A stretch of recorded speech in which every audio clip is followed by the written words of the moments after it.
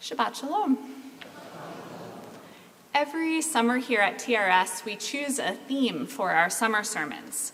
This summer, we're talking about the prophets, ancient people who, our tradition teaches, had the capacity to communicate with God and share God's messages with others. Every week this summer, we'll spotlight a different prophet and the relevance of their message to our lives today.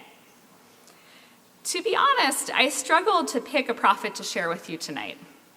Our world is so topsy-turvy right now. It can be hard to figure out how to navigate it or what words of strength might best be a source of support and comfort and energy in this time.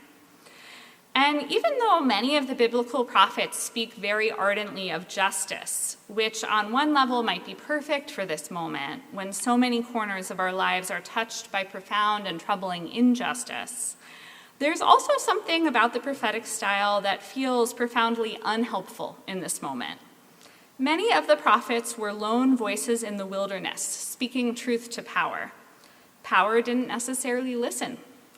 I think we are all aware both that protest can be transformative in the lives of people protesting and sometimes in the lives of others who see them, and that at times protest is not everything.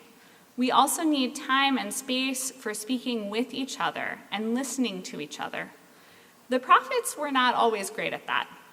They had truth with a capital T, and it was God's truth, and they were going to share it with the world. So for tonight, I wanted to find for us a prophet who could speak in particular to our world historical moment, which seems to be characterized by many things, but one of them is far too much political violence, and perhaps relatedly, far too many people speaking past one another and trying to dominate each other, with violence being the most extreme end of that form of attempt at domination. And with that in mind, I'd like to invite us to turn our attention to the prophet Micah. Micah lived in the time of the First Temple, sometime in the late 8th and early 7th centuries before the Common Era. His prophecy kicks off with some serious words of doom. He says that the northern and southern kingdoms, Israel and Judah, and their capitals, Samaria and Jerusalem, will both eventually be destroyed because of the injustice rife within them. But on a positive note, he also says that one day Jerusalem will again be a place from which Torah, teachings about truth and justice, are sent out into the world.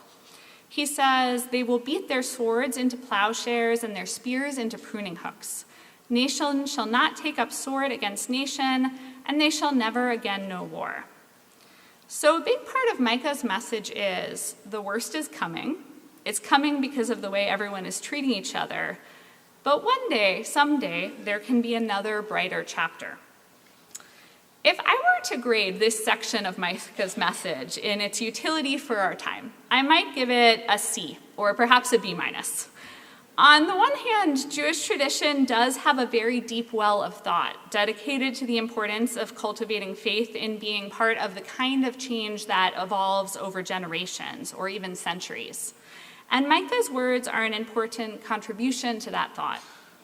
We can't hang all of our hopes on what we will witness and participate in within our own lifetimes. It's far too short-sighted, whether we're living in a time where things seem to be going well or when things seem to be going poorly. We recite Micah's words of hope throughout our liturgy. For example, when we take the Torah out of the ark and we say, Ki mitzion tetzeh Torah, Torah or teachings will go forth from Zion. And it's a way of proclaiming our faith that we and our actions are part of a long historical arc, bending, as Dr. King once said, towards justice. But on the other hand, Micah was pretty big on prophecies of doom too. And prophecies of doom can really only take you so far. Sometimes, maybe, fearing a bad outcome, like the total destruction of everything we value about our society, or in Micah's time, the total destruction of everything people in his time valued about their societies, sometimes that fear can mobilize necessary action. People can get together to avert doom. In some ways, that's one of the great gifts of the human capacity for imagination, that we can picture the worst and then also picture other possibilities and try to steer in the direction of a non-terrible future. But most catastrophes are not all or nothing, And when you wake up the morning after a previously unimaginable event, and the morning after that too, as we have had to do far too often, you have to figure out what to do next. Not in some future world where truth and justice flow out into the world and swords are beaten into plowshares, but in this world that we live in right now. Luckily, Micah did not limit himself to forecasting the lowest lows of future destruction and the highest highs of future redemption. He also spoke in the 6th chapter of his book of prophecy to the question of how we are supposed to live our lives in the here and now. His most famous teaching is this, from chapter 6, verse 8. You have been told, O human being, what is good, and what God is seeking from you, only to do justice and to love goodness, kindness, and mercy, and to walk humbly with your God. Because this quote is so famous, even if it's also variably translated, the word I translated as goodness, kindness, and mercy is hesed, which can mean all three of those as well as more things. Because the quote is so famous, we can sometimes gloss over its complexity. Loving kindness and justice can often walk hand in hand easily, but justice and mercy can sometimes seem like opposites. And yet, Micah tells us we need to make room in our hearts and in our actions for both.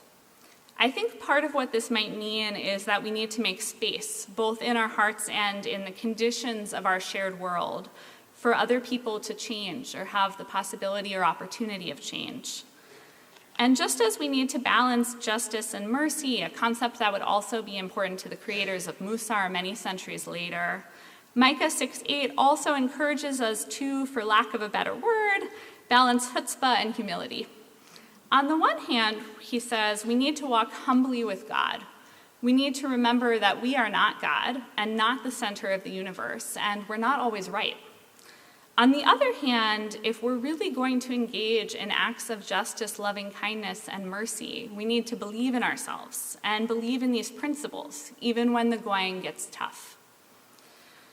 My prayer for all of us tonight as we navigate our topsy-turvy world is that we can hold onto mishpat and chesed, his words for justice and loving kindness or mercy, and that we can also hold on to chutzpah and humility and do our best to make space for all of them in our hearts and in the world, not just in the long term, but in the here and now, as we speak to each other, as we listen to each other, and as we go along our respective and shared ways.